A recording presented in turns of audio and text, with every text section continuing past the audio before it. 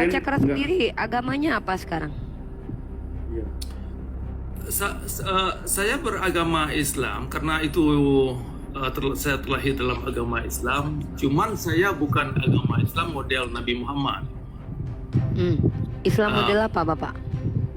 model saya sendiri, yaitu saya bersandar Oh, kepada kodrat Islam Allah. by own sendiri ya punya sendiri gitu, mazhab sendiri. Bukan mazhab. Apa namanya? Islam saya bersandar kepada prinsip-prinsip alam atau kodrat alam. Kodrat alam. Itu kenapa kemarin saya merasa kayak penasaran mengetahui tentang Bapak ini, Pak Cakra ini. Makanya saya kemarin tuh masuk di roomnya Bapak tuh kayak gimana ya? Penasaran gitu, mau mengetahui Islam tapi kok nggak ikutin Nabi agama Muhammad. Rasulullah gitu loh. Iya. Benar. Iya, benar. Iya. Islam Nanti- yang langsung ya. kepada Tuhan. Yang langsung kepada prinsip alam, di mana alam inilah yang bisa meluruskan segala persoalan kita, duduk perkara sebuah permasalahan. Kalau pendapat Pak Cakra tentang agama Kristen sendiri seperti apa? Itu begini ya, kita tidak melangkah lebih jauh, tapi secara Bible ya, bukan secara doktrin. Bible itu saya pelajari dan saya amalkan berdasarkan prinsip-prinsip alam, sama dengan Al-Quran. Saya amalkan Bible dengan Al-Quran berdasarkan ini ya, melalui kodrat-kodrat alam. Nah, jadi itu yang saya Seperti apa itu Pak? Kodrat alam. Tunggu sorry. Wait. Jadi Bapak mengkolaborasi ajaran Islam dengan Kristen seperti itu? bukan bisa jadi saya ini pencari kebenaran. Jadi dari manapun kebenaran datang itu saya terima, tidak hanya agama Kristen. Kalau ada kebenaran dalam agama Buddha. Oke, good. Bapak mau tema apa yang mau kita bahas malam kali ini? Mengkerucut kalau bisa, biar kita tidak lompat-lompat kemana-mana. Yang pertama, Bapak Cakra tidak mengakui kalau dia seorang Kristen ya teman-teman ya. Jadi kita tidak mau menuduh seseorang. Saya menurut pandangan saja. Kalau saya mengakui saya seorang muslimah, saya mengatakan Islam agama benar bukan karena saya sebagai seorang muslimah, tapi saya mampu membuktikan kebenaran Islam menggunakan rasional. Ya, dan saya mampu membuktikan Al-Quran adalah kitab yang ilmiah. Itu satu. Kemudian saya bisa membuktikan bahwa Kristen itu tidak benar, bukan karena saya membenci Kristen atau bukan karena saya non-Kristen, tapi saya bisa membuktikan banyak kontradiksi, distorsi di dalam kitabnya orang Kristen.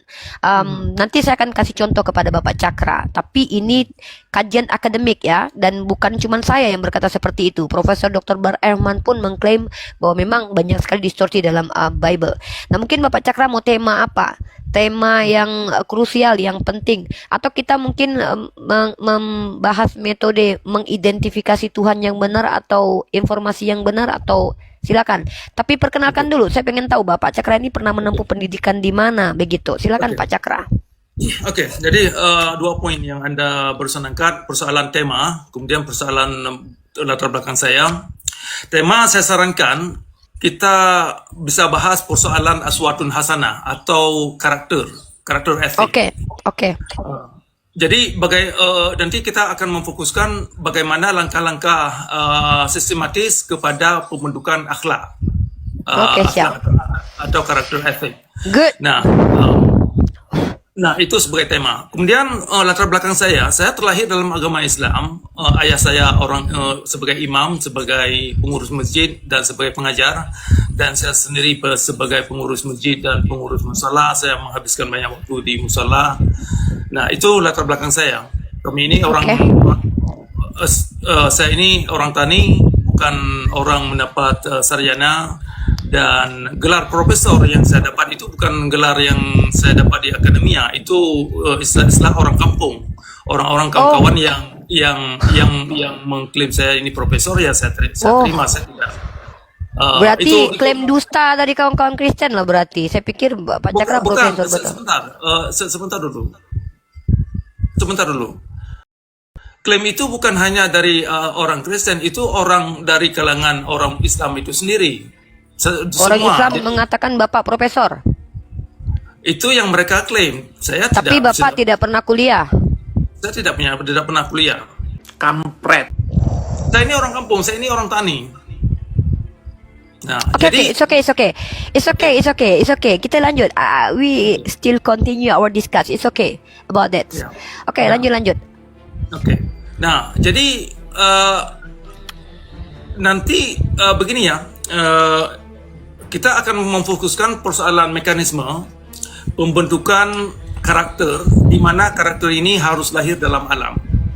Jadi bukan hanya sekedar mengklaim Nabi Muhammad ini orang baik-baik, tetapi kalau memang Nabi Muhammad ini orang baik-baik, kenapa ada kelakuan umat yang tidak baik? Good, Nah, good, jadi good. kita akan bangun korelasinya itu antara ajaran yang dianut dan perangai yang dilahirkan Yap. di dalam kenyataan. Siap. Oke, kita prolog. Saya 5 menit, Bapak Cakra 5 menit.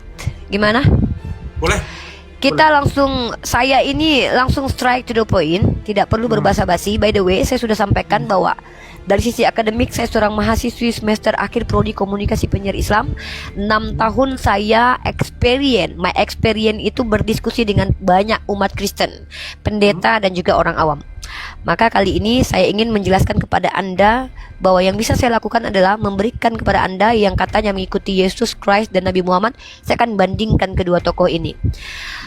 Uswatun hasanah, akhlak mulia yang kita bilang pembentukan karakter dari kitab suci, right? Kita bicara tentang pembentukan karakter. Harusnya ketika kita sebagai seorang Islam, kita harus terbentuk karakternya mencontoh Nabi Muhammad SAW. Bapak Cakra sepakat? Tidak. Terus apa yang dimaksud dengan uswatun hasanah? Silakan. Aswatun hasanah yang diterangkan dalam ajaran agama Islam itu orang baik-baik. Itu yang diajarkan. Oke. Good. Itu aja konfirmasi. Oke. Definisi baik menurut Pak Cakra seperti apa? Apa parameter seseorang dikatakan baik? Yang saya mengerti baik itu jangan bohong. Oke, jangan bohong. Berarti Pak Cakra sepakat kalau ada orang yang berbohong maka dia tidak pantas diikuti. Sepakat?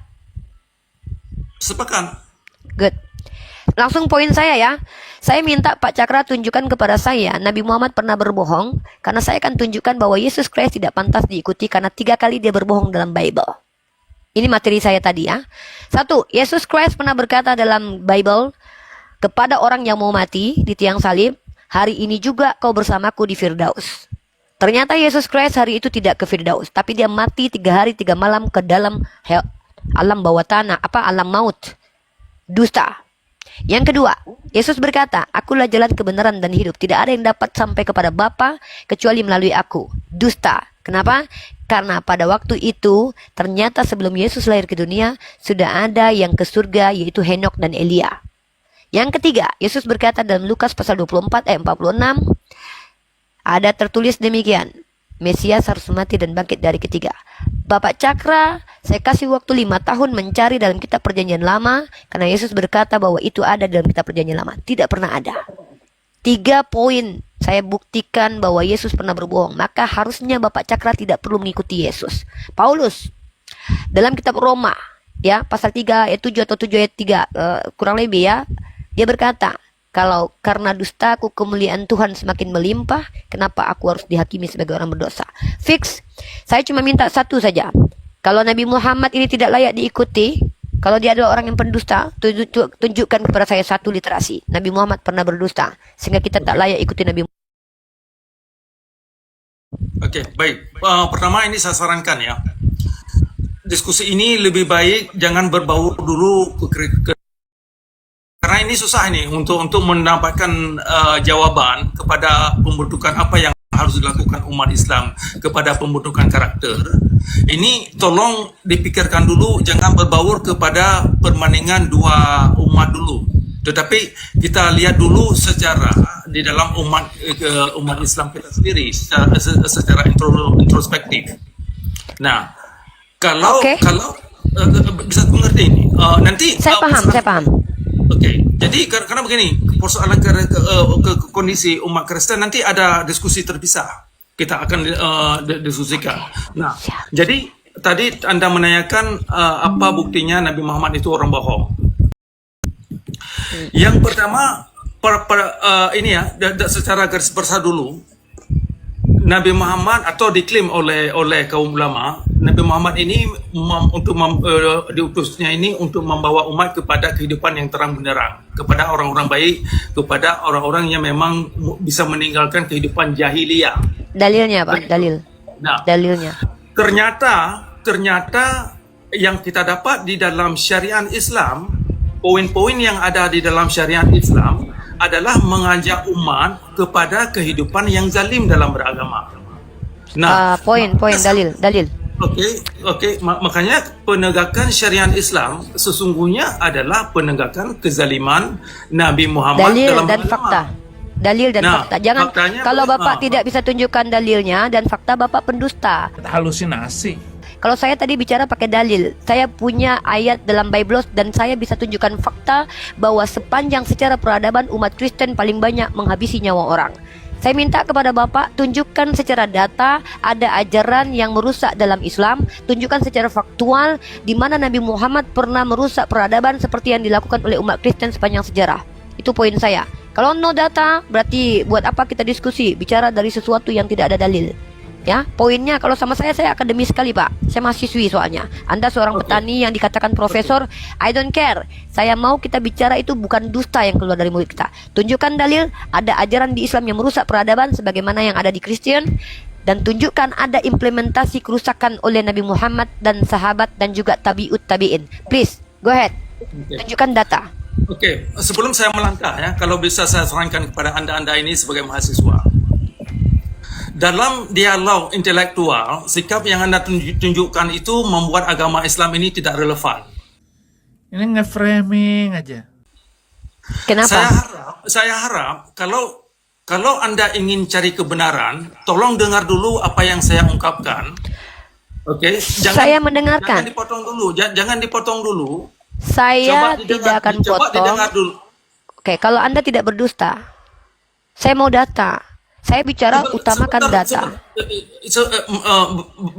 Begini. Melawak United ni udah kelihatan goblok ya kan.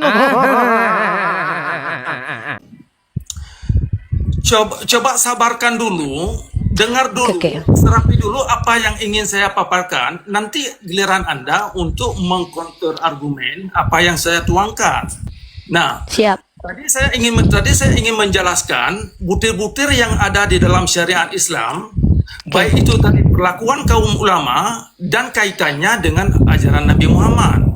Jadi tolong sabar dulu, kita ini bukan untuk cari menang. Saya sarankan dalam dialog ini sebelum saya melangkah ke sana dulu ya. Saya ingin agar pendengar di bawah dalam dialog itu lebih baik saya pribadi, saya tidak mencari menang. Saya orang pencari kebenaran. Jadi dalam argumen itu saya bukan untuk cari siapa yang bisa saya kalahkan, bukan itu. Saya tidak tertarik kepada siapa yang mau saya kalahkan. Nah, saya kalau Anda lihat argumen-argumen saya baik di YouTube atau di TikTok, saya jarang sekali menonjolkan diri saya untuk cari menang. Nah, Lanjut Pak. Jangan kita straight to point. Nggak apa-apa Pak. Lanjut Pak. Lanjut. Jadi saya sarankan kepada anda ini yang dari Muslim, coba ciptakan dulu sikap untuk mencari kebenaran, bukan untuk menegakkan ideologi atau doktrin. Lanjut Pak. Oke. Lanjut. Nah, kemudian tadi saya mau jelaskan persoalan syariat Islam, butir-butir yang zalim yang ditegakkan oleh kaum ulama terhadap umat Islam itu sendiri, ya termasuk kaum yang lain. Di mana di dalam syariat Islam itu wanita wajib pakai jilbab. Tidak ada punya pilihan lain. Sedangkan dalam Al-Quran tidak ada wajib jilbab. Nah, yang ada dalam Al-Quran itu adalah kita ini untuk menghiasi diri dengan akhlak yang baik. Di ayat 26 surah Al-Isra. Sebaik-baiknya pakaian adalah akhlak, bukan jilbab. Jilbab itu bukan patokan kebenaran, bukan kepatukan orang wanita itu orang baik-baik. Nah, termasuk nikab di dalamnya. Nah, ketika umat Islam diwajibkan memakai jilbab sampai menghilang nyawa seperti yang kejadian di Iran, itu kan perlakuan tokoh agama, baik itu dari Syiah, baik itu dari Sunni, sama saja kalau bicara tentang syariat. sama saja zalimnya cara mereka menegakkan agama. Nah, kenapa ada ajaran-ajaran yang demikian dalam agama Islam? Ya karena itu dipandang Nabi Muhammad melakukan hal-hal yang demikian, di mana juga Nabi Muhammad menyuruh umat Islam membunuh orang lain yang dianggap murtad. Itu ada hadis. Silakan Anda cari hadis itu Oke. sendiri. Sudah 2 poin ya. Jadi banyak sekali contoh-contoh nanti yang bisa saya jabarkan tentang perlakuan kaum ulama yang jahat dengan kejahatan Nabi Muhammad dalam beragama dalam persoalan syariat Islam. Oke, sudah? Oke. Nah, itu Ya, oke. dua poin dan banyak Baik. yang lain yang bisa saya dapatkan. Baik, mungkin saya harus sampaikan kepada Anda sebagai seorang mahasiswi, akhlaknya seorang mahasiswi itu adalah ketika kebohongan disampaikan itu harus dibantah. Itu akhlak mahasiswi. Mahasiswi di Islam itu sikapnya tegas, bukan bercium kudus dengan kedustaan. Bukti seseorang berdusta adalah ketika dia berbicara, dia tidak mampu tunjukkan data. Itu bukti seseorang berbohong. Ya, nah, yang harus Anda ketahui ketika Anda mengatakan tidak ada di dalam Al-Quran perintah untuk berhijab, ini saya tidak tahu apa Anda sudah selesai baca Al-Quran. Dalam Al-Quran surah An-Nur ayat 31, dan katakanlah kepada perempuan yang beriman agar mereka menjaga pandangannya, memelihara kemaluannya, dan janganlah menampakkan perhiasannya, auratnya kecuali yang biasa tampak darinya, dan hendaklah mereka menutupkan kain kerudung atau khumar ke dadanya. Lanjut. Khumar bentuk jamak dari khimar, artinya kerudung atau penutup kepala. Kalau Anda bilang hijab itu penutup, ya. Dan juyub, bagian dada atau belahan dada, itu tidak boleh dinampakkan. Saya tidak tahu apakah Anda mendukung orang Kristen dengan baju seksi ya, karena Anda laki-laki ya. Di Kristen memang tidak masalah, Pak. Nah, kemudian surah Al-Ahzab, ayat ke-59. Wahai Nabi, katakanlah kepada istri-istrimu, anak-anak perempuanmu dan istri-istri orang mukmin, hendaklah mereka mengulurkan jilbabnya ke seluruh tubuh mereka. Yang demikian itu agar mereka lebih mudah dikenali sebagai wanita beriman dan supaya mereka tidak diganggu. Saya tidak tahu Anda mengatakan tidak ada kewajiban berjilbab dan berkhimar dan berhijab dalam Al-Quran. Saya tidak tahu apa Anda sudah baca ayat ini. Dan yang selanjutnya adalah kalau Anda mau menilai suatu agama karena perilaku umat beragamanya, Anda harusnya tidak memilih Kristen, Pak. Anda harus meninggalkan ajaran Kristen. Bahkan Anda tidak perlu berteman dengan orang Kristen. Kenapa? Sepanjang sejarah peradaban, coba Anda lihat, inkuisisi 500 tahun itu dilakukan bukan oleh orang Islam, Pak, tapi Kristen. Anda tahu kolonialisme? Kolonialisasi yang didukung oleh doktrin interkaitera yang dikeluarkan oleh Bulla Kepausan di Katolik tahun 1940-an, itu adalah ajaran, Pak, doktrin di mana menurut Paus Alexander ke-6 bahwa Bulla Kepausan mengeluarkan apa? Negara-negara yang tidak dihuni oleh Kristen dan Katolik boleh dieksploitasi, yang tidak beragama dengan Kristen boleh ditumpas. Itu kenapa ada genosida terjadi, asimilasi paksa di Kanada, sampai tahun 2022 Paus yang kemarin meninggal itu meminta maaf kepada orang Kanada karena ada asimilasi paksa. Ini baru agama yang merusak peradaban. Kalau seandainya parameter Anda agama dilihat dari perilaku umatnya, maka Kristen yang harus Anda katakan agama yang tidak patut diterima. Ini fakta sejarah. Anda tahu perburuan penyihir perempuan hampir ratusan ribu yang dihabisi nyawanya karena mereka pintar. Anda tahu tentang tragedi yang terjadi perang salib berkali-kali. Yerusalem di bawah tangan Umar Ibn Khattab ketika diambil kunci sama Sopronius, 372 tahun aman damai. Ini yang Anda bilang agama yang salah, agama yang tidak damai. 372 tahun aman Yerusalem, kampung halaman Yesus Christ, di tangan Umar yang adalah menantu dan sahabat Rasulullah yang mengikuti Rasulullah. Anda bilang agama ini tidak damai. Lalu Anda bicara ulama, ulama mana yang Anda maksud? Ulama banyak. Mungkin yang Anda maksud ulama-ulamaan, seperti Anda yang profesor-profesoran. Jadi kalau Anda bicara, jangan mengatakan ulama kalau Anda tidak mengerti definisi ulama. Ulama definisinya orang berilmu dan menjalankannya. Kalau ada orang yang terlihat seperti ulama, ulama itu bukan pakai peci, bukan pakai baju koko, tapi mereka berilmu dan mengamalkan ilmunya. Ketika Anda mengatakan bahwa agama Islam itu tidak relevan untuk digunakan saat sekarang ini, minta ajaran mana? Kalau Anda bilang BUNUH, habisi nyawa orang, Anda baca dalam Al-Quran, tidak diizinkan berperang pada dasarnya, tapi diizinkan kalau apa? Kalau diperangi. Kalau bukan karena orang Aceh itu menggunakan ayat ini, Anda pikir keluarga Anda bisa merdeka, Pak? Snok Horgonye yang menjual tanah Aceh kepada orang Belanda. Tahu Anda itu? Kalau tanpa ayat diwajibkan kalian berperang melawan orang-orang yang memerangi kalian, Anda pikir Anda bisa tenang senyum sekarang ini bersama kita di sini? Habis Anda di bawah jajahan Belanda. Anda tahu bagaimana Belanda menganggap orang Aceh itu adalah orang-orang yang sangat harus dimusuhi. Kenapa? Ketakutan mereka dengan kekuatan orang Aceh yang akidahnya sangat kuat tentang Islam. Lalu Anda mengatakan bahwa agama ini tidak patut dan agama ini tidak pantas dikatakan agama uswatun hasanah. Alam saja mengatakan bahwa Nabi Muhammad SAW adalah rahmatan lil alamin. Faktanya, negara Europe yang dalam dunia kegelapan itu Anda tahu, menurut data yang saya punya, yang mengeluarkan Eropa dari alam kegelapan itu Anda tahu siapa? Agama Islam, peradaban Islam. Peradaban Islam, brother. Ini cara diskusi yang baik dan benar pakai data. Bacakan ayatnya, tunjukkan fakta sejarahnya. Sekarang saya kasih Anda data ya. Betapa Islam adalah agama rahmatan lil alamin. Bahkan Kristen pun mendapatkan kemuliaan dari agama Islam. Saya tunjukkan Anda data. Kalau diskusi sama saya, sorry ya, sebagai seorang mahasiswi, saya diajarkan dosen saya untuk berdata. Setidaknya saya kasihlah ya. Nih, saya kasih Anda contoh. Satu contoh ya. Jadi kalau kita bicara mana agama yang betul-betul layak untuk diikuti, yang tidak merusak peradaban, Islam agamanya ya. Bentar dulu. Oke. Sorry teman-teman ya. Perhatikan ini Bapak Cakra yang terhormat ya. Kalau kita bicara no data itu kebohongan ya. Mari kita baca ini.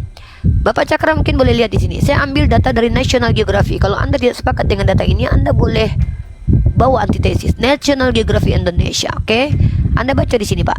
Bagaimana peradaban Muslim mengeluarkan Europe dari zaman kegelapan. Dan Anda tahu, Pak, di sini Bart ya, Admiral of siapa namanya? Admiral of Bart. Ntar. Nih, saya kasih kamu data, Bapak. Ilmuwan Inggris, Pak. Ilmuwan Inggris pertama, Admiral of Bath, menjelaskan apa yang dia pelajari dari para master Arabnya, Pak, dengan kata-kata berikut. Dari para ahli Arab saya telah belajar satu hal, dipimpin oleh akal, sementara Anda tertangkap oleh citra otoritas. Anda tahu bahwa dulu di zaman kegelapan, Kristen menjadi otoritas tertinggi. Ini Pak, Islam yang mengeluarkan, Pak. Jadi kalau Anda bicara tentang ajaran menurut penganutnya, Kristen tak layak dikatakan sebagai agama. Kenapa? Agama yang betul. Kenapa? Sepanjang sejarah, Pak. Saya punya data dari Profesor Juan Cole. Ini kalau diskusi itu by data. Saya kasih Anda data ya. Bagaimana Juan Cole mengatakan telolisme. Saya harus ganti kata-katanya biar kita tidak di-ban TikTok. Anda tahu ini data dari Profesor Juan. Ini baru profesor benaran, Pak, bukan profesor-profesoran ya. Ini profesor betulan. Sorry to say ya. 20th century death in war and political violence by religion. By religion, sir. Killed by Christian. European heritage, killed by Muslim. Ini Pak, kita lihat korbannya, Pak. Yang biru ini killed by Christian, Pak. So kalau Anda melihat agama dari pemeluknya, maka Anda hanya akan menjelek-jelekkan agama Kristen depan kita. Karena pelaku kejahatan yang paling banyak sampai detik ini mayoritas Kristen. Kenapa saya harus mengatakan seperti ini? Kita harus ada pembanding. Kenapa saya harus membandingkan? Kalau kita tidak menampakkan mana yang buruk, kita tidak tahu mana yang benar. Maka saya minta kepada Anda, tolong tunjukkan satu ajaran Islam yang zolim, yang merugikan diri mereka sendiri sebagai orang Islam, kami sendiri, dan merugikan orang lain. Saya minta satu saja. Silakan tunjukkan ayatnya. Ajaran itu bukan kata Ustadz, Bapak, tapi kata Al-Quran dan hadis, kata Nabi Muhammad Sallallahu Alaihi Wasallam. Silakan Pak, saya tunggu. Oke. Ini saya sarankan kembali ya tentang format diskusi. Anda seorang mahasiswa, tadi saya sudah saya sarankan, kalau diskusi ini kita ingin mencari kebenaran tentang pemahaman langkah bagaimana pembentukan akhlak yang baik, saya sarankan argumen Anda itu coba difokuskan dulu tentang kondisi umat Islam dan ajaran yang kita miliki. Nah, jadi format yang Anda tunjukkan itu adalah format yang sangat dipopulerkan oleh masyarakat Islam, sehingga argumen-argumen itu tidak punya substansi argumen apa-apa.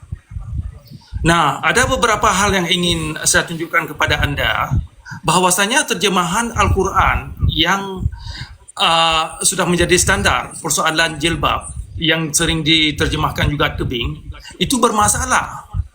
Dalam realitas alam, itu nggak jalan. Kalau Al-Quran ini adalah persoalan akhlak, maka akhlak itu harus bisa diaktualisasikan secara sistematis, bentuknya bagaimana. Nah, di dalam ayat 26 itu kan perlakuan akhlak, perangai, atau aswatun hasanah. Akhlak itu harus bisa lahir dalam kepribadian bagaimana bentuknya. bukan dengan cara pakai jilbab. Bukan berarti tidak boleh pakai jilbab, bukan berarti harus lanjang di publik, bukan demikian. Yang dimaksud akhlak itu kan lahir itu dari sikap, dari pola pikir, kemudian dari tindakan.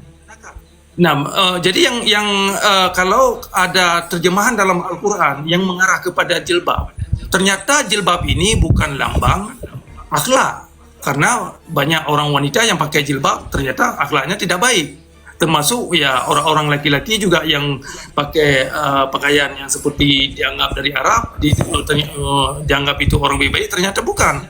Jadi ini ya pakaian yang kita pakai ini secara fisik ini ada bermacam pakaian. Ada orang yang memang hanya pakai celana pendek, kalau memang akhlaknya itu baik, tidak baik. Orang wanita yang tidak pakai jilbab dan tapi pakai pakaian yang memang diterima oleh norma-norma sosial, kalau mereka baik, kemanapun mereka pergi baik. Bukan karena gara-gara pakai jilbab kualitas akhlak itu berubah. Itu satu. Nah, jadi diskusi kita ini harus, yang pertama kita harus nanti kita fokuskan tentang permasalahan di dalam masyarakat Islam. Nanti kita akan kaitkan dengan korelasinya dengan ajaran yang kita punya itu bagaimana. Nah, tadi saya menyebutkan persoalan syariat Islam. Di antaranya sudah saya sebutkan persoalan kewajiban jilbab yang diwajibkan terhadap wanita sehingga wanita ini jadi korban.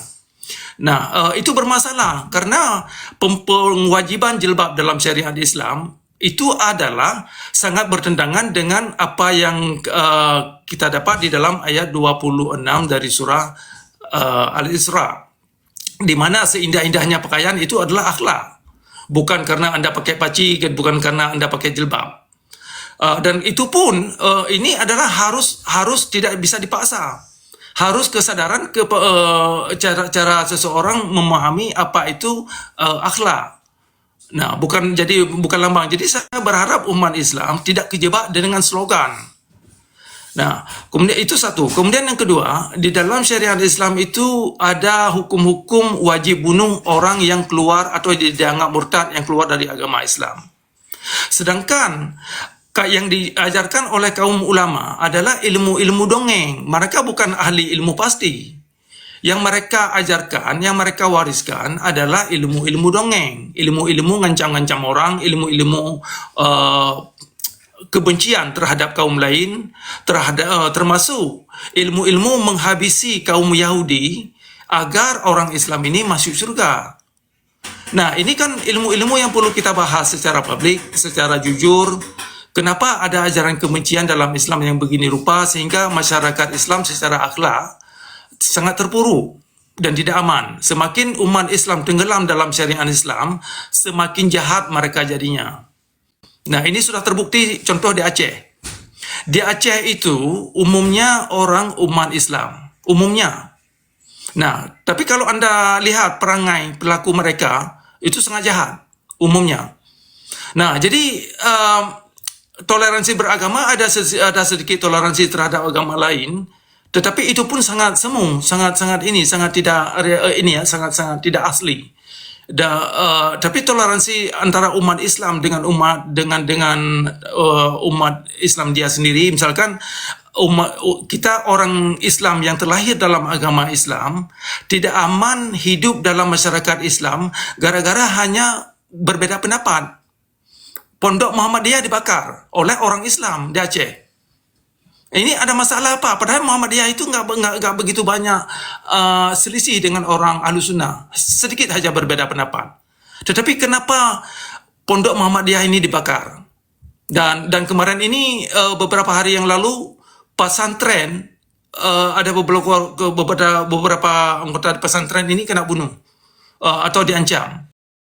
Kemudian beberapa tahun yang lalu di Aceh, seorang tengku di Aceh itu dibunuh karena gara-gara berbeda pendapat dengan tokoh-tokoh masyarakat lainnya.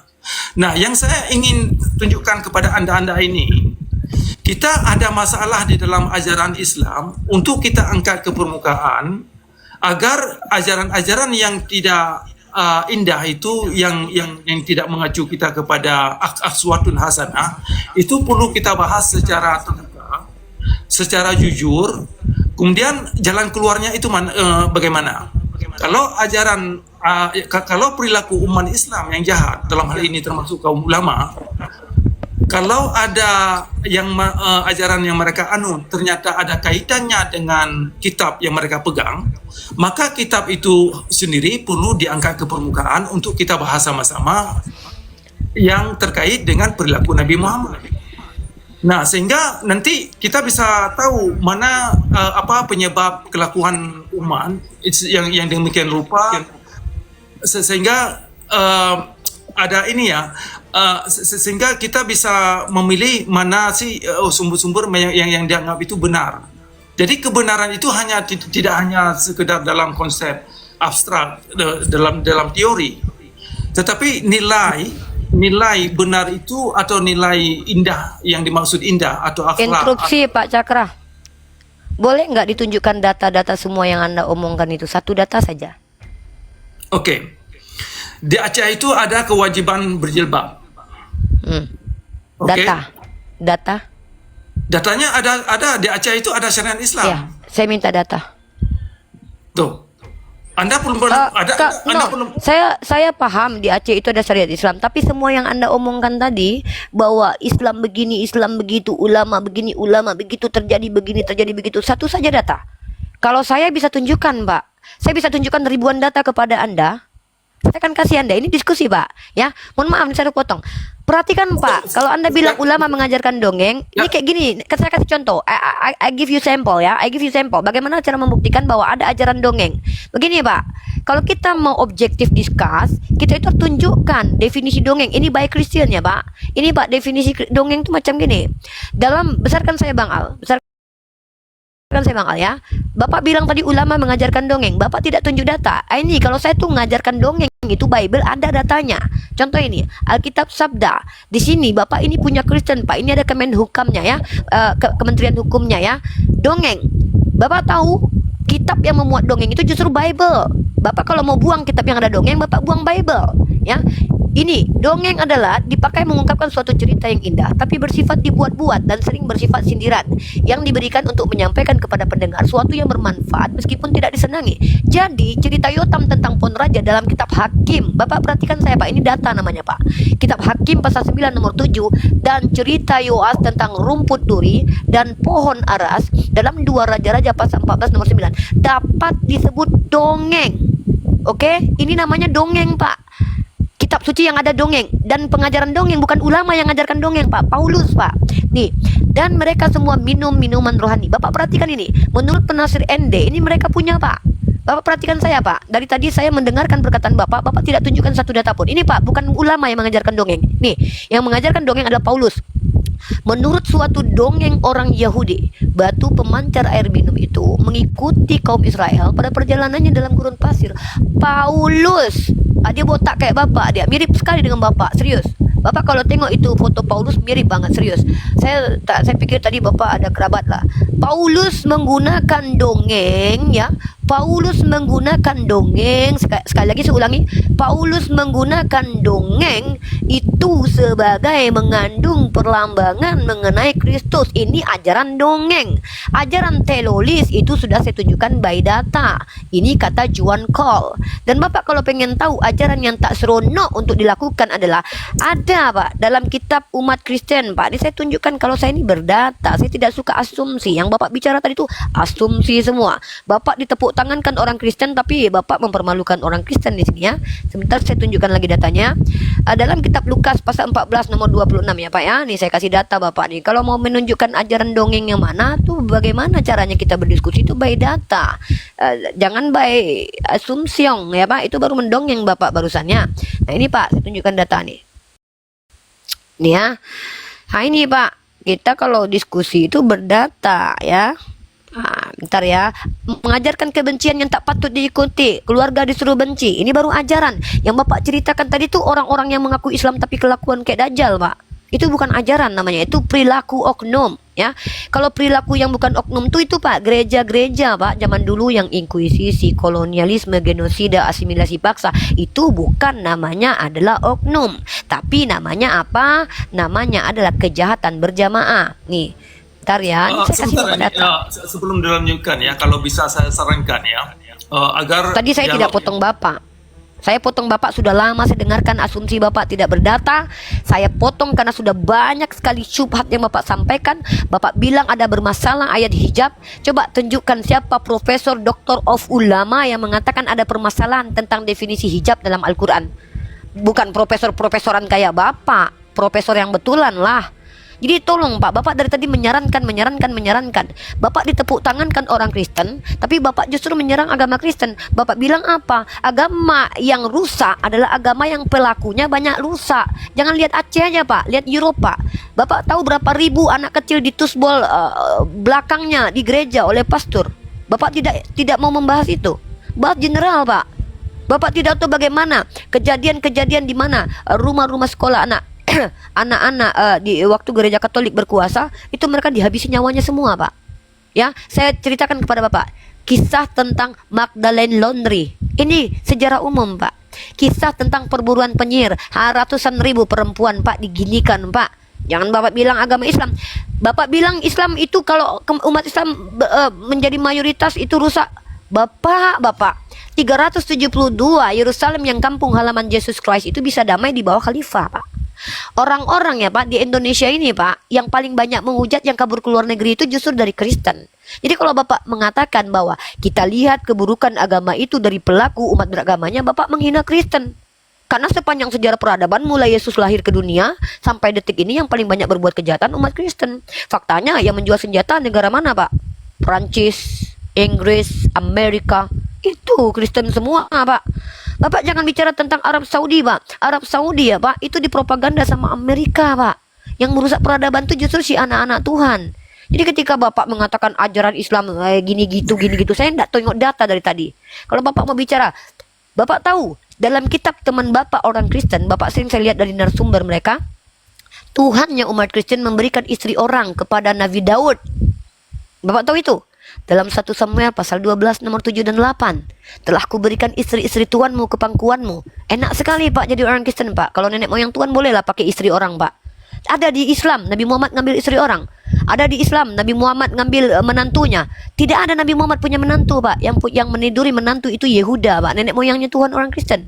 Jadi kalau Bapak mau bicara tentang ajaran, bawa sama saya ayatnya. Tadi saya sudah tuntut, tunjukkan satu ayat Al-Quran dan hadis yang mengajak merusak diri dan merusak orang lain. Bapak tak tunjukkan data dari tadi. Tapi kalau kita sepakat berdua, kenapa saya bawa Kristen? Karena saya pendiskusi lintas agama Islam dan Kristen. Saya membandingkan dua agama ini. Maka saya kasih Bapak contoh. Kalau ingin melihat ajaran yang tidak patut untuk dijalankan ini. Nah, barang siapa tidak membenci bapaknya, ibunya, keluarganya, tidak bisa jadi pengikutku. Diajarkan untuk membenci Pak. Ini dalil Pak. Ini data. Nah, lalu kita lihat sekarang. Bapak bandingkan Indonesia dengan Eropa. Bapak tahu di Indonesia agama yang boleh diikuti, yang boleh di undang-undang diizinkan ada berapa? Lebih dari satu Pak. Padahal mayoritasnya Islam. Bapak main-main Pak ke Eropa Pak. Di Eropa itu Pak, yang boleh diterima cuma satu agama Pak. Katolik Pak, Spanyol Pak. Jadi kalau Bapak mengatakan di Indonesia ini Bapak tidak dapat toleransi, jangan Bapak bicara tentang perilaku umat beragama. Karena kalau saya bongkar perilaku umat beragama, kita bandingkan, akan malu agama Kristen di hadapan kita berdua Pak. Karena sepanjang sejarah peradaban, yang merusak peradaban itu justru datang dari mereka. Ajaran teks, saya bisa tunjukkan secara tekstual ajaran yang merusak peradaban. Bapak tahu seorang Agustinus itu melakukan inkuisisi gara-gara kitab Lukas, di mana tertulis, paksalah rumahku harus penuh. Itu Ibu Rita Wahyu yang bilang, datanya dalam sarapan pagi biblikal tentang inkuisisi. Bapak tahu Martin Luther? Martin Luther itu mempengaruhi Hitler untuk melakukan Holocaust. 6 juta orang Jews mati Pak. Giliran Islam banyak rabi-rabi Yahudi mengatakan mereka tenang hidup di dalam Islam karena jizyahnya kecil, tapi pajak yang diberlakukan oleh orang Romawi Pak mencekik leher. Jangan Anda berbohong depan saya Pak. Saya muslimah Pak. Muslimah itu diajarkan untuk bicara benar dan ada data kalau bicara. Mahasiswi Pak saya pikir Anda tadi profesor, sudah excited saya mau diskusi, ternyata profesoran. Jangan berdusta seperti Paulus, karena karena dustaku kemuliaan Tuhan semakin melimpah, kenapa aku harus dihakimi? Don't do that, sir. Sir, kasih saya data. Tunjukkan satu ajaran dalam Islam, baik Al-Quran dan hadis, bahwa ada perintah untuk merugikan diri kita dan orang lain. Seperti yang ada dalam kitab Kristen. Bapak tahu kisah Uzza dalam Kristen? Uzza Bapak tahu? Uzza adalah orang yang dihabisi Tuhannya umat Kristen karena dia teledor. Dia tak sengaja tahu pegang tabut Tuhan, habis depan Tuhan. Bapak tahu Arkan? Arkan itu dibakar hidup-hidup dengan keluarganya karena dia mencuri punya Tuhan, Pak. Bapak tahu kisah Onan? Dia cuma buang spermanya keluar, tak mau menghamili kakaknya, dihabisi sama Tuhan umat Kristen. Coba tunjukkan kepada saya di mana Allah Subhanahu wa taala berlaku keji seperti itu. Jadi kalau Anda mengukur agama itu baik buruknya karena perilaku umatnya, Anda menelanjangi agama Kristen depan kita saat ini. Karena saya punya bukti ratusan data, baik tekstual Biblos, ayat-ayatnya Pak, dan juga faktual fakta sejarah Pak, bahwa agama teman-teman Bapak Kristen itu sedang Bapak permalukan. Kalau menilai agama baik buruk dari pelakunya Pak, berhenti Pak nanti soalnya saya pembanding agama antara Kristen dan Islam. Saya apologet dari Islam. Saya harus membandingkan. Nah sekarang saya tanya sama Bapak, tunjuk satu ayat Al-Quran dan hadis ya, secara tekstual dan kontekstual dan pemahaman para ulama yang menyuruh kita habisi nyawa orang tanpa sebab seperti yang dilakukan oleh Tuhannya umat Kristen yang memerangi suku Amalek turun-temurun, membandingkan manusia dari manusia ini dan satu yang lainnya, Bani Israel dimuliakan, yang lain habisi nyawanya. Tunjuk Pak, ada tidak ajaran di Al-Quran rasis seperti Imamat pasal 21, di mana orang yang cacat berbongkol tidak berhak datang ke tempat Tuhan. Ini pembentukan akhlak. Bapak kalau bicara pembentukan akhlak, saya sudah tunjukkan data. National Geography, Adra of Bed, seorang scholar Inggris pertama beragama Kristen mengatakan, dipimpin akal itu datang dari Arab. Kenapa? Ada perintah tolabul ilmu faridatun ala kulli muslim, kewajiban umat Islam belajar. Ketika ada orang Islam yang tidak belajar, mereka salah, mereka melanggar ajaran Islam. Mereka tidak tolabul ilmu, mereka tidak paham. Tapi ketika Anda mengatakan bahwa ya kita lihat kerusakan ajaran Islam, dari tadi saya tungguin mana data ajaran Islam itu yang tak patut untuk dijalankan saat sekarang ini. Kalau ajaran Kristen saya bisa tunjukkan banyak. Bapak mau berapa bukti? 20, 30, 50 saya kasih malam ini. Tapi ayolah Pak, Bapak, dalam teori kebenaran ada 9 teori kebenaran. Yang pertama, kebenaran yang terkorespondensi. Yang kedua, kebenaran yang koherens. Ketiga, kebenaran yang pragmatis. Keempat, kebenaran performa. 9 sampaikan 4 di sini. Dalam teori kebenaran korespondens, apa korespondensi dari omongan Bapak itu? Terkorespondensi dengan apa? Mana data-datanya? Kalau saya ada. Dan kalau kita bicara tentang koherens, mana faktual dari ucapan Bapak itu? By data. Jangan kata saya. Dan saya tunjukkan pragmatis, mana ajaran Kristen yang layak bisa dilakukan pada saat sekarang ini. Dan saya tunjukkan kepada saya juga kebenaran performa. Bapak bilang tadi ada ulama yang mengatakan ada kesalahan tekstual tentang ayat hijab. Saya mau tahu Pak, secara kebenaran performanya, sebutkan nama ulamanya, itu baru kebenaran. Tapi kalau cuman Anda yang bilang ini namanya dusta Pak, mirip seperti Paulus. Bukan cuma wajah Bapak mirip Paulus. Saya punya foto. Ini saya tunjukkan foto. Betul-betul mirip. Saya tidak tahu Anda inkarnasi Paulus ya. Bentar. Saya tunjukkan Anda betul-betul. Nih, saya tunjuk. Cuma Paulus ada rambut sedikit di belakang-belakang sini. Ya. Maaf ya, saya ini kan ini nih. Cuma Paulus agak panjang jenggot. Kalau Bapak jenggot agak putih, Paulus agak hitam nih. Bedanya Bapak botak total. Kalau Paulus tidak. Ini Bapak perhatikan nih. Mirip betul kan? Mirip sekali Bapak dengan Paulus. Cara-cara Bapak pun mirip sekali. Bicara tak pakai data, mengaku-ngaku dan mengklaim. Saya mahasiswi Islam Pak. Di Islam tolabul ilmu faridatun ala kulli muslim. Come on sir. Come on. Be honest sir. Jujur sir. Jangan melakukan polemik kontroversi hanya untuk mendapatkan sesuatu yang cuma sedikit dunia ini Pak. Please Pak. Yang kita butuhkan itu bukan orang cerdas. Betul kata Bapak, jilbab ini bukan simbol kemuliaan, tapi ini kewajiban. Saya paham, banyak juga para sundal-sundal yang pakai jilbab. Begitu juga dengan kebotakan. Kebotakan itu bukan simbol kecerdasan. Banyak juga orang yang agak tolol juga yang botak gitu loh. Jadi sama seperti itu. Jadi mohon dengan sangat diskusi dengan saya itu by data. Kalau tidak by data, mending Bapak jual kacang goreng lah Pak. Jadi petani aja Pak. Jadi petani aja Pak, saran saya Pak. Merusak peradaban kalau Bapak jadi profesoran kayak gini. Bapak ditepuk tangan nih orang Kristen. Hebat Pak Cakra, haleluya, roh Tuhan bersama Anda. Yang Anda bicarakan dari tadi apa? Nonsense, nothing. Saya minta data. Silakan Pak. Kalau Anda tidak bisa tunjukkan satu ayat Al-Quran atau hadis di mana ada ajaran yang tidak relevan, ajaran yang merusak diri sendiri dan merusak orang lain, itu baru keren. Tunjukkan Pak Cakra. Ya, silakan. Baik. Oke, terima kasih. Kira-kira ini saya mau tanya ini ya, karena saya diundang untuk berdialog. Ketika saya ingin menuangkan sesuatu pemikiran, saya melihat ada waktu yang ingin saya tuangkan itu mungkin Anda tidak siap untuk mendengar. Nampaknya demikian. Nah, itu satu. Jadi ada masalah tentang format diskusi kita, ya kan? Kemudian yang kedua, nampaknya arus argumen.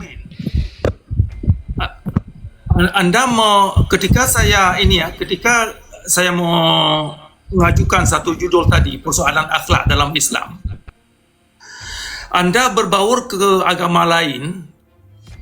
Ini adalah pendekatan diskusi yang tidak bisa menjadi jawaban atau solusi kepada untuk menjawab jalan keluarnya untuk kita jadikan satu pemikiran menjawab pembentukan agar pembentukan akhlak orang Islam itu baik-baik itu kemana. Nah, saya berharap kalau Anda mahasiswa, sikap yang Anda barusan tunjukkan itu sungguh tidak secara intelektual bermasalah. Kenapa? Kalau Anda ingin berbahas tentang kekurangan dalam agama lain, nanti kita bisa buat judul baru tentang kekurangan dalam agama Kristen. Kemudian dalam agama-agama lain, nanti kita bisa buat sesi yang lain. Tadi saya mengajukan judul persoalan akhlak orang Islam, keterbelakangan, keprihatinan akhlak orang Muslim. Ada masalah apa di dalam ajaran Islam? Bagaimana jalan keluarnya? Nah, jadi antara Salahnya apa Pak? Sebentar, saya terangkan dulu. Jangan kita ini tidak perlu kita ini santai-santai aja. Santai aja. Oke. Kita Minum santai dulu Pak, aja. minum dulu. Bapak minum kopi Oke. dulu tadi. Saya minum ini Pak, minum adem sari. Ya, jadi tolong apa yang saya tuangkan ini diserapi dengan kepala dingin, bukan secara emosi. Emosi tidak akan membawa kita untuk bisa mencerna satu permasalahan secara jelas, clarity. Kita mencari kejelasan atau clarity. Dalam clarity bukan hanya menuangkan kecepatan kita berbicara, bukan hanya sekedar menunjukkan sejumlah data, ini ada surat kabar, ini lihat. Tidak hanya sekedar data, tapi data itu dipikirkan apakah relevan tentang topik yang lagi kita bahas. Relevan lah. Oke. Nah, coba bersabar dulu. Apa yang saya tuangkan ini coba dicerna. Karena begini, saya sangat tidak tertarik untuk berdialog cari menang. Nah, jadi sebelum format ini kita bisa setuju, nah ini susah kita membuat satu dialog yang produktif. Yang produktif yang memang hasilnya itu ada hasil yang bisa dijadikan satu pemikiran sehingga menjadi buah kajian ke depan. Nah, kalau hanya dialog sekedar untuk mengalah satu pihak dengan pihak yang lain agar jadi menang, ini dialog-dialog yang tidak saya kira tidak akademis bagi saya ya. Enggak usah main menang-menangan. Saya nggak cari menang. Nah, jadi saya berharap Anda ini seorang yang sebagai yang saya berdialog untuk bisa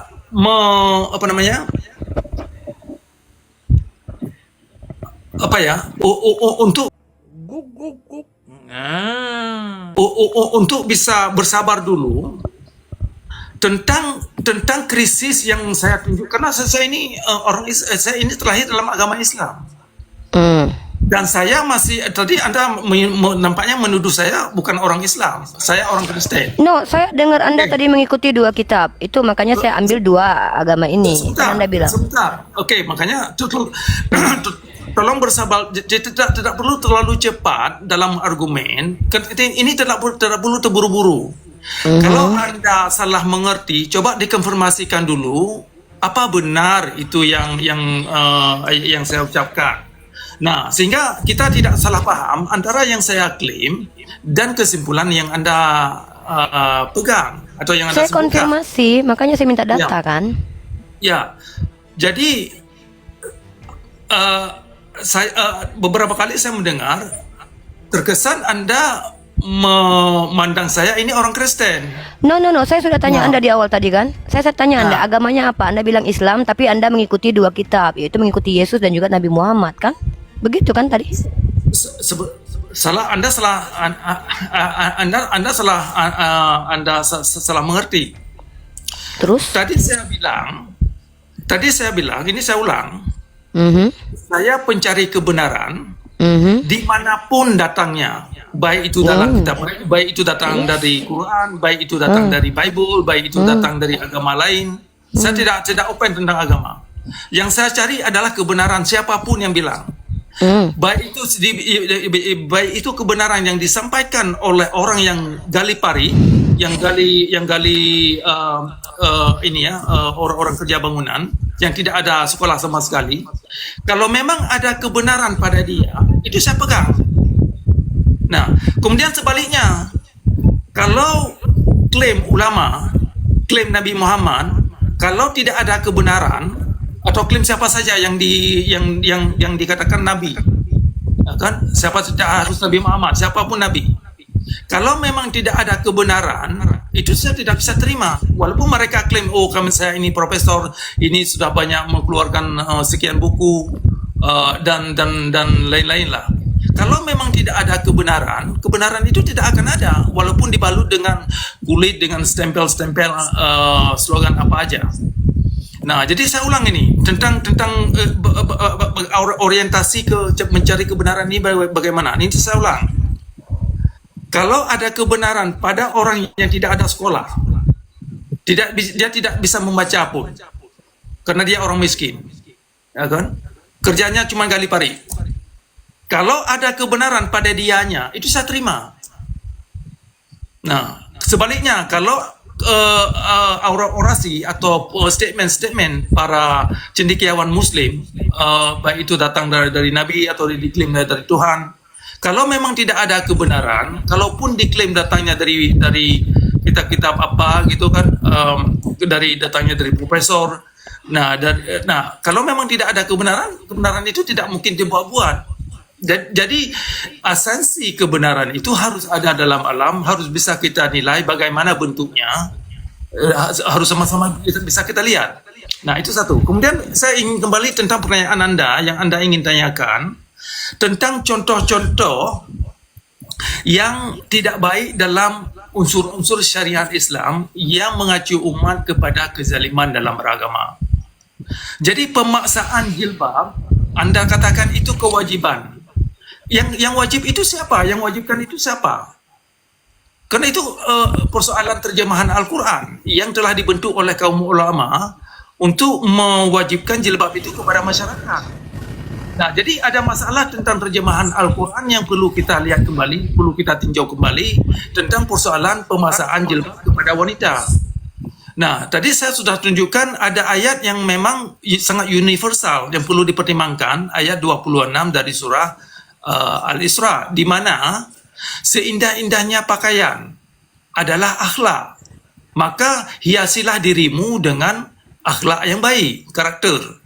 Nah, bagaimana kita bisa tiba ke sana kepada karakter akhlak yang baik? Ya, bukan dengan cara ngancam-ngancam orang yang berselisih pendapat, dengan bakar-bakar rumah orang, ya dengan kebencian, misalkan Nabi Muhammad, ada hadis ini, Nabi Muhammad menyuruhkan untuk membantai kaum Yahudi agar orang Islam masuk syurga. Nah, ini ada hadis, silakan Anda baca nanti, bisa saya tunjukkan, dan banyak beberapa hadis yang dirawikan. Nah, ini kan ajaran-ajaran yang diakui atau yang diamalkan oleh orang-orang Arab, terutama orang-orang teroris, terutama orang Hamas. Nah, di dalam preambul atau di dalam charter Hamas, itu mereka gunakan hadis-hadis yang demikian. Nah, kemudian di ayat 29 dan ayat 123 surah At-Taubah, itu kan mengandung ajaran-ajaran, kalau kita pakai terjemahan standar sekarang ya, ke terjemahan Kawaket yang sudah lazim dipakai oleh orang Islam. Kalau kita pakai terjemahan demikian, dua ayat itu mengacu kepada ajaran-ajaran kebencian, benci tetangga, memusuhi kaum agama lain, dan menaklukkan agama-agama lain. Nah, jadi ada sejumlah ayat dalam Al-Quran yang terkait dengan qatilu atau qatil. Nah, jadi kata qatil itu perlu kita pikirkan, sehingga ayat Al-Quran itu tidak mengandung bunuh-membunuh dan memerangi agama lain. Jadi banyak masalah yang dalam Al-Quran itu yang perlu kita pikirkan kembali agar sejumlah ayat-ayat yang mengandung ajaran-ajaran kekerasan dalam beragama itu bisa diterjemahkan kembali. Ya, di antaranya ayat 29 dan ayat 123 dari surah At-Taubah dan ayat 51 dari surah Al-Maidah misalkan. Dan jadi tidak hanya kita mengutip Al-Quran dan langsung memegang terjemahan yang sudah menjadi standar, itu menjadi kebenaran, tidak cukup. Perlu kita kaji kembali apakah terjemahan yang sudah lazim dipakai oleh orang Islam itu layak. Yang jelas begini, ketika Al-Quran itu di bawah syariat Islam, Al-Quran ini tidak layak sebagai petunjuk. Kenapa? Karena sejumlah ayat-ayat Al-Quran itu digunakan oleh kaum ulama untuk menjadi untuk menzalimi kaum muslim dan kaum lain. Jadi korban syariat Islam bukan hanya orang di luar agama Islam. Korban syariat Islam, korban utamanya adalah orang Islam itu sendiri. Nah, jadi saya mengajak Anda yang mahasiswa untuk bisa kritis melakukan introspeksi bagaimana kondisi masyarakat Islam sekarang. Nah, secara global, ini saya tunjukkan secara global. Masyarakat Muslim menggunakan, kenapa masyarakat Muslim secara global cuma punya sikap-sikap tidak toleransi dalam beragama, termasuk ketika mereka datang ke negara Eropa, negara-negara yang menggunakan sekularisme. Karena dalam tradisi Islam tidak bisa menerima konsep demokrasi, tidak bisa menerima konsep sekularisme, tidak bisa menerima konsep-konsep liberal. Nah, artinya ketika umat Islam mengkambing hitamkan kondisi mereka, karena kalau memang syariat Islam itu bagus, sudah membawa orang Islam itu orang baik-baik dan sistem negaranya baik dan komunitasnya itu sangat rahmatan lil alamin, ngapain mereka ke negara lain? Kenapa mereka ke negara barat?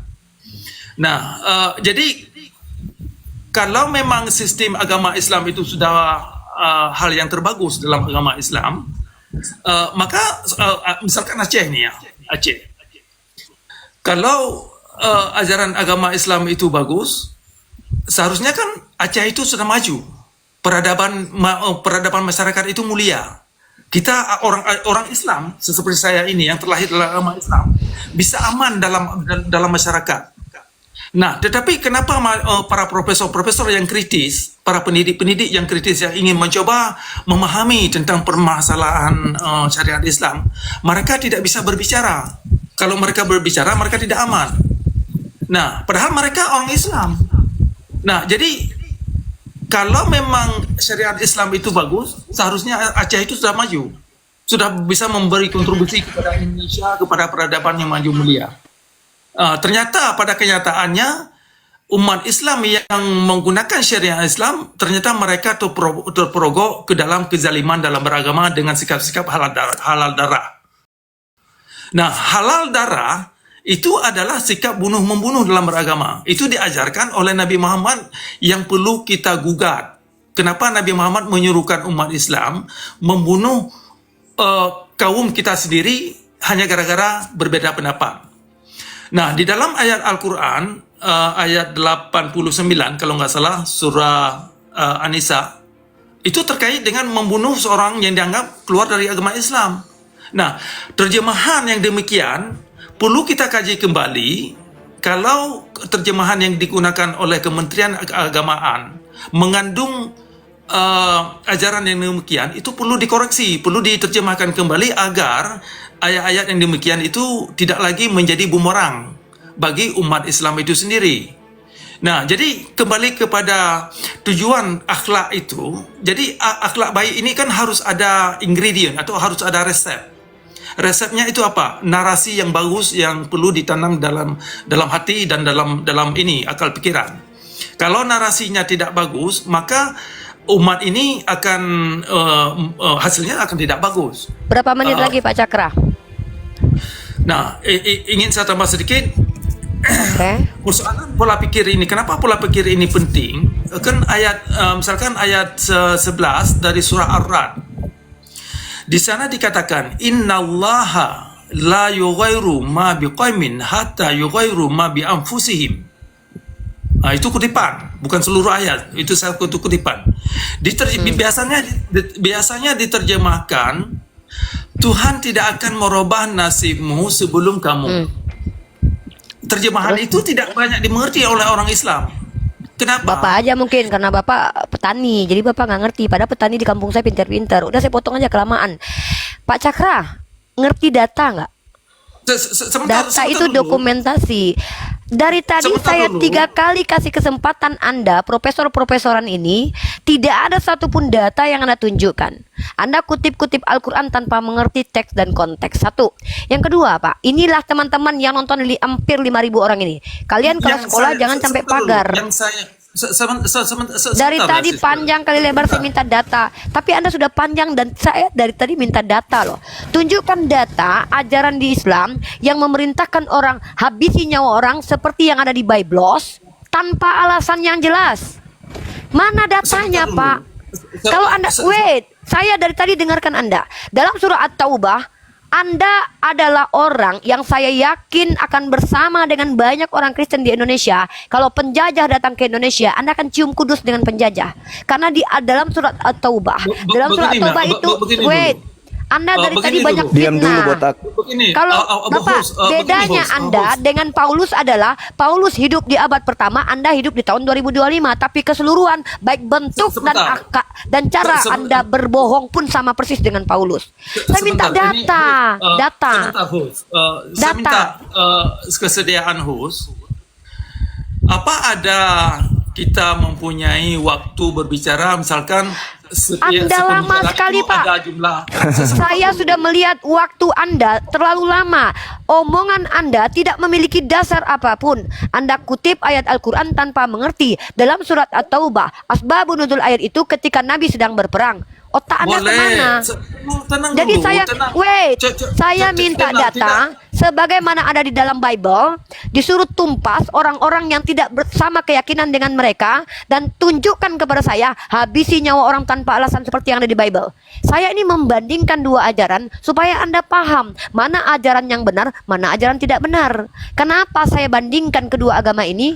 Karena Anda mengajak saya menilai agama dari perilaku umat beragamanya. Gini Pak, Anda bilang di Aceh, Anda bilang Aceh tak maju. Maksud Anda yang maju itu seperti daerah yang ada di Indonesia yang Muslim. Nih saya tunjukkan kepada Anda. Pak, kalau diskusi itu kayak saya Pak, pakai data. Nih, mau menunjukkan negara yang mayoritasnya non Muslim. Nih, perhatikan baik-baik Pak Cakra. Mungkin maksud Anda itu maju itu supaya banyak kumpul kebo. Mungkin Anda maksud begini. Jadi maksud Pak Cakra, perempuan-perempuan jangan berjilbab. perempuan-perempuan boleh tidur barengan dengan laki-laki yang nggak ada muhrimnya. Kenapa? Syariat Islam menghalangi Pak Cakra untuk bisa tidur bareng dengan wanita yang bahkan Pak Cakra tersakiti mungkin kalau ada perempuan berhijab. Karena Pak Cakra pengen lihat tetek perempuan mungkin. Kumpul kebo makin marak di RI, Pak. Ini wilayah paling banyak. Bapak tahu wilayah paling banyak apa? Bapak pikir wilayah Islam? Pak, ini penelitian, Pak. Ini cohabitation ini adalah penelitian dari studi pada tahun 2021 yang berjudul The Untold Story of Cohabitation mengungkapkan bahwa kumpul kebo lebih banyak terjadi di Indonesia bagian timur yang mayoritasnya penduduknya non-muslim. Ini peradaban yang maju menurut Anda? Ini peradaban maju. Di mana daerah yang wilayahnya non-muslim ini boleh tidur bareng tanpa pernikahan. Anda bicara tentang Aceh, maju seperti apa yang Anda mau? Boleh kumpul kebo, boleh buka baju orang, boleh tak pakai celana dalam mau kemana-mana begitu. Itu yang maksud Anda maju, Pak. Kalau mau menunjukkan daerah yang sengklek, daerah yang laknat, ini Pak contoh data saya. Daerah kumpul kebo yang paling banyak itu daerah yang penduduknya non-muslim. Kenapa alasannya? Ini Pak, gara-gara ajarannya nih. Karena prosedur perceraian yang terlalu rumit. Nggak boleh mereka bercerai. Andai Anda Kristen, saya tidak tuduh Anda Kristen. Andai Anda Kristen, Anda adalah laki-laki yang sangat senang sekali hidupnya. Kenapa? Anda tabok istri Anda tusuk lubang belakangnya. Dia tidak boleh minta cerai. Makanya banyak kumpul kebo di daerah mayoritasnya non-muslim. Saya pakai data. Anda pakai apa dari tadi bicara Aceh tidak maju, ini tidak maju. Itu Burundi maju tuh, mayoritas Kristen tuh. Jadi kalau bicara tuh pakai data. 3 kali saya tuntut Anda bicara pakai data. Yang Anda bawa adalah isi otak Anda yang tidak ada validasinya. Ini gara-gara jadi profesor-profesoran kayak gini nih. Main profesor-profesoran, bicara seolah-olah benar tapi semuanya dusta. Persis seperti Paulus, bentuk seperti Paulus, cara-cara pun persis seperti Paulus.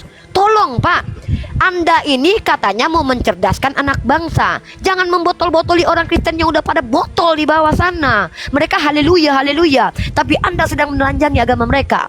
Kalau saya ulangi sekali lagi ya, kalau Anda menilai keburukan agama dari perilaku umat beragama, Anda harusnya akui bahwa Kristen adalah agama terburuk sepanjang sejarah karena pelaku kejahatan sampai detik ini didominasi oleh umat Kristen.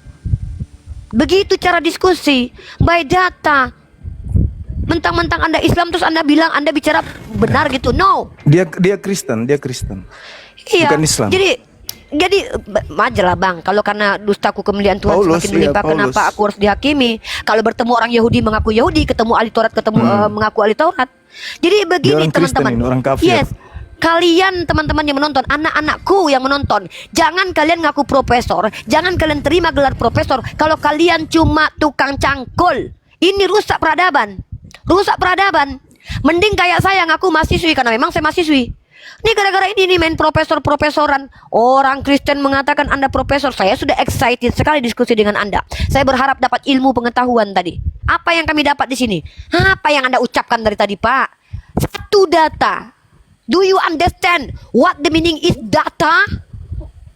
Jangan bilang saya tidak pandai bahasa Inggris nih, walaupun agak-agak ini sedikit ya. Do you understand what the meaning is data? Please give me data. Data Pak, dokumen, literatur. Jangan cuman bicara Pak. Ini kita lagi ditonton anak-anak kita nih Pak. Jangan rusak peradaban. Cukup abad ke-9 dirusak sama orang-orang berdoktrin Pak. Kasih saya data. Ada ajaran di Islam yang memerintahkan habisi nyawa orang tanpa alasan. Saya sudah katakan kepada Anda, bahkan perang pun dalam Islam diwajibkan kalian berperang kalau kalian diperangi. Jangan Anda ajarkan kami diskusi Pak. Jangan Anda ajarkan, jangan Anda tipu saya. Depan saya jangan menipu ya. Tolong, setiap omongan Anda ada ulama yang mengatakan terjemahan hijab ini salah, sebut nama ulamanya. Oh, Aceh tidak maju. Kenapa Aceh tidak maju? Ada alasannya. Siapa yang telah meneliti? Saya punya penelitian. Anda punya apa? Tolong Pak, jangan bodoh-bodohi lagi umat Indonesia ini ya. Jangan, kalau orang Kristen Anda bodoh-bodohi ya saya tidak masalah. Pengikut-pengikut Edis Anda bodoh-bodohi saya nggak masalah. Anda aja dibilang profesor kok. Anda saja dibilang profesor loh. Anda dipanggil profesor loh. Oh my God. Aduh. Mungkin gini Pak, ini abang saya ini, beliau ini bukan cuma sekedar tukang cangkul ya Pak ya. Tapi beliau tidak perlu kalau dikatakan dia, profesor nih. kalau Ada dia yang mau jadi sampaikan abang murid enggak? saya boleh. Kalau dia mau mending jadi abang murid saya boleh. Belajar dulu sama guru saya ini. Kenapa? Cara diskusi yang baik dan berdata, belajar sama guru saya. Bapak, tolong Pak, jangan buat ras manusia itu rusak Pak gara-gara Bapak. Apa yang Bapak bicarakan dari tadi? Bapak mengerti dengan yang Bapak ucapkan?